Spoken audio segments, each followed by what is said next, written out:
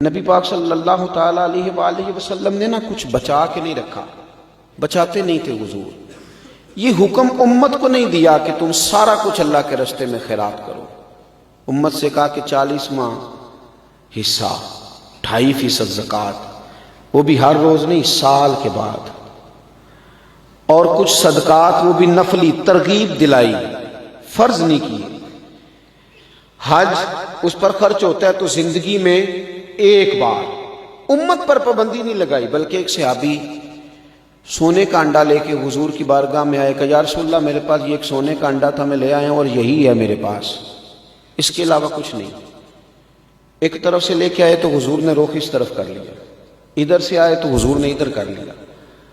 وہ کئی جانب سے آئے اور لا کے انہوں نے حضور کی بارگاہ میں وہ انڈا پیش کیا سونے کا، اور ساتھ یہ بھی کہہ رہے تھے حضور میرے پاس یہی ہے اور کچھ بھی نہیں۔ تو نبی کریم علیہ السلام نے فرمایا اس طرح نہ اللہ کے راستے میں خیرات کرو کہ پھر تم کسی کی امداد کے منتظر ہو جاؤ، پھر تم خود سوال کرتے پھرو، اس طرح نہ کرو۔ امت کو جو ترغیب دی وہ یہ دی کہ تم 40واں حصہ دو، اس طرح نہ خرچ کرو کہ تمہارے بچے کسی کے دستے نگر ہو جائیں، لیکن خود رسول پاک صلی اللہ تعالی علیہ وآلہ وسلم کا یہ انداز تھا۔ سیدنا بلال حبشی رضی اللہ تعالیٰ عنہ فرماتے ہیں کہ میں نے تو یہ انداز دیکھا کہ ظاہراً موجود نہیں ہوتا تھا نا، تو حضور قرضہ اٹھا کے، میں کیا کروں، ہم لوگوں نے نا اندر پیسے رکھ کے اپنوں کو ضرورتوں کے لیے تڑپنے کے لیے چھوڑ دیا ہے، تجوریوں میں مال بھر دیا ہے، اور ہمارے اپنے ہیں جو تڑپ رہے ہیں، جو پریشان ہیں۔ ہم ہیلے بہانے کر کے طرح طرح کی چیزیں خود اپنے ذہن میں سما کے ہم نے اپنوں سے چیزوں کو روک لیا ہے۔ بڑی چیزیں ایسی ہیں جو ہمارے پاس پڑی ہوئی ہیں، لیکن ہم ان کا اظہار تک کرنا پسند نہیں کرتے، تحدیث نعمت کے طور پر تذکرہ کرنا۔ اگر قرضے چڑھ جائیں، کاروبار نہ چلے تو دنیا کو بتاتے ہیں، اور اگر بہت زیادہ اللہ تعالیٰ نے نواز دیا ہے اور ہماری ضروریات سے بہت بڑھ کے رب کریم نے ہمیں دیا ہے، اس کا تذکرہ کرنا ہم پسند ہی نہیں کرتے۔ سنن ابو داؤد شریف میں روایت موجود ہے، حضرت سیدنا بلال حبشی رضی اللہ تعالیٰ عنہ فرماتے ہیں کہ میں قرضہ لے کے آتا تھا، کسی مسلمان کو کپڑے کی ضرورت ہوتی تو میں وہ کپڑا اسے پہناتا حضور کی طرف سے، نبی پاک کے نام پہ قرضہ اٹھا کے، کھانے کی ضرورت ہوتی تو کھانا کھلاتا۔ کہتے ہیں کہ یہودی مجھے ایک دن ملا تو کہنے لگا بلال لوگوں سے جو قرض لیتے ہو تو میرے پاس پیسے پڑے رہتے ہیں، مجھ سے لے لیا کرو۔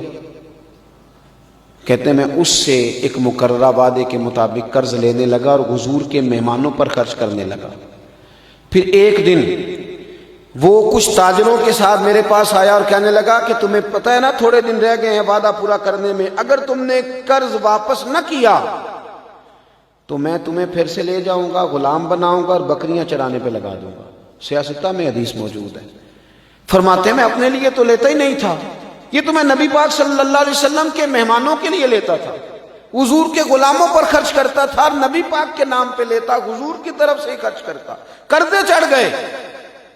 کہتے میں حضور کی بارگاہ میں آیا، میں نے کہا یا رسول اللہ صلی اللہ علیہ وسلم، آقا وہ مجھے لے جائے گا، اس نے بڑی سخت بات کی ہے، حضور اگر آپ اجازت دیں تو میں کسی مسلمان قبیلے میں چلا جاتا ہوں، جب پیسوں کا بندوبست ہو جائے گا تو میں واپس آ جاؤں گا۔ کہتے میں اپنے حجرے کی طرف، گھر کی طرف لوٹا، اپنی تلوار، اپنا سامان، ساری چیزیں میں نے ایک جگہ باندھ لی، خیال تھا کہ صبح نکل جاؤں گا اور جب اہتمام ہوگا تو آ جاؤں گا۔ کہتے میں اٹھنے کو تیار ہی تھا کہ ایک شخص دوڑا ہوا آیا، کہنے لگے بلال جلدی آؤ، نبی کریم نے بلایا ہے۔ تے جے محبوب بلاوے ایک دم پھر اسی سر نو پیر بنائیے، او سر منگے تے سر دے دئیے تے کدے بھی دیر نہ لائیے۔ فرماتے ہیں کہ میں حضور کی بارگاہ میں گیا تو 4 اونٹ مال کے لدے ہوئے کھڑے تھے۔ حضور فرمانے لگے بلال مبارک ہو، رب نے تیرے لیے بندوبست کرا دیا، اس کو لے جا اور مال کو بیچ کے نہ قرضے اتار دے۔ حضرت بلال حبشی کہتے ہیں میں وہ سامان لے گیا، میں نے قرضے اتار دیے، حضور کی بارگاہ میں آیا تو نبی کریم علیہ السلام نے فرمایا قرضے اتر گئے؟ میں نے کہا اتر گئے۔ کہا کچھ بچا تو نہیں؟ کچھ بچا تو نہیں؟ یا رسول اللہ کچھ بچ گیا؟ تو نبی پاک نے فرمایا اسے بانٹ، اور بانٹ کے مجھے خبر دے۔ یہاں تو میرے بھائی پیسے کو یوں لوگوں نے تھام کے دل کے اندر جگہ دی ہے۔ میں کہتا ہوں کہ اپنے تڑپ رہے ہیں، اپنے قریبی، لیکن یہ کہہ رہا ہو حالات بڑے خراب ہیں، اسے پتہ ہے کہ میں نے بڑا کچھ سنبھالا ہوا ہے، اور اپنے قریبی لوگوں کو ضرورت ہے، وہ دلدل میں گر رہے ہیں، یہ ہاتھ نہیں پکڑ رہا، قرض خواہ آ کے انہیں تکلیف دے رہے ہیں، اور یہ آگے بڑھ کے تھوڑی سی امداد کرنے کو تیار نہیں ہوتا۔ حضور نے فرمایا جو بچ گیا وہ بھی بانٹ دے۔ کہتے ہیں میں بانٹنے لگا، عشاء کی نماز کے بعد نبی کریم علیہ السلام نے فرمایا بانٹ دیا؟ میں نے عرض کی حضور اب تو میں نے اتنا بانٹا ہے کہ مزید کوئی لینے والا بچا ہی نہیں۔ تو اللہ کے محبوب علیہ السلام کی خدمت میں عرض کرنے لگے حضور مال ابھی بھی بچ گیا ہے۔ تو حضور فرمانے لگے اگر بچ گیا ہے نا تو پھر میں گھر نہیں جاؤں گا، رات مسجد میں رہوں گا، جب سارا بانٹ دو گے نا تو پھر گھر جاؤں گا۔ جب حضور اپنے گھر میں مال ہو تو گھر نہیں جاتے۔ ہم نے کیوں سنبھال کے رکھا ہوا ہے مال؟ کیوں ہم سخاوت کو تیار نہیں ہوتے؟ یارو کیوں ہم لوگوں کی اشک شوئی نہیں کرتے؟ کوئی ایسا ہو جس نے کبھی جھگی والے سے جا کے پوچھا ہو کہ بغیر چھت کے دھوپ میں کیسے گزارا کرتے ہو؟ کبھی پوچھا ہو کہ طوفان آتا ہے تو اپنے بچوں کو کیسے سنبھالتے ہو؟ کبھی پوچھا ہو کہ شدید بارشوں میں تمہارا حال کیا ہوتا ہے؟ کبھی ہم نے کچی آبادیوں میں جا کے معلومات کی ہوں، کبھی ان گھروں میں جا کے دیکھا ہو جہاں بارش ہوتی ہے تو برتن رکھے جاتے ہیں کہ جہاں جہاں سے چھت بہہ جائے گی، جہاں جہاں سے سوراخ سے پانی آئے گا وہ جگہ سمٹ جائے گی۔ اندر دولتوں کے ڈھیر کس لیے لگائیں؟ اور اگر آپ کہیں گے کہ آپ کے سالے ثواب کے لیے آپ کے بچے بانٹیں گے تو جتنا آپ نے بانٹا اتنا ہی وہ بانٹیں گے۔